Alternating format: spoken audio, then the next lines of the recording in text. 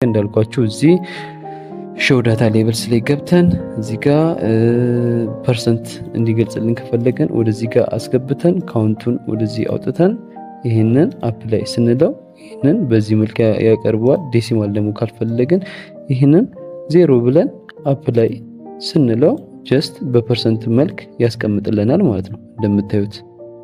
ሶ ካውንቱን ደግሞ እንዲጠፋ ካስፈለገን እዚህ ጋር እንዳልኳችሁ ካውንቱን ሪሙቭ እናደርገዋለን። አፕላይ ክሎዝ። ይሄው በፐርሰንት ብቻ ያስቀምጠዋል። ይሄንን ራይት ክሊክ እናደርግበትና ኮፒ ቻርት ብለን ዳታ የምንፈልገው ኤዲት ማድረግ ነው። ዳታ ላይ እዛ ላይ ወስደን ፔስት በማለት ኤዲት ማድረግ እንችላለን ማለት ነው። እንግዲህ ዛሬው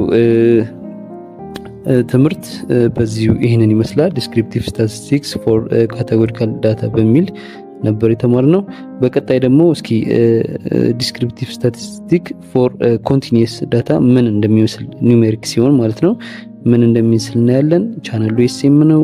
ሰብስክራይብ፣ ሼር ማድረጋችሁን እንዳትረሱ። ለጓደኞቻችሁ ሰጀስት ማድረጋችሁን እንዳትረሱ። ምክንያቱም ኤስፒኤስ በዚህ ሰዓት በጣም እየተሰራበት ያለ አፕ ነውና ለሚፈልጉ ሼር ማድረጋችሁን አትርሱ።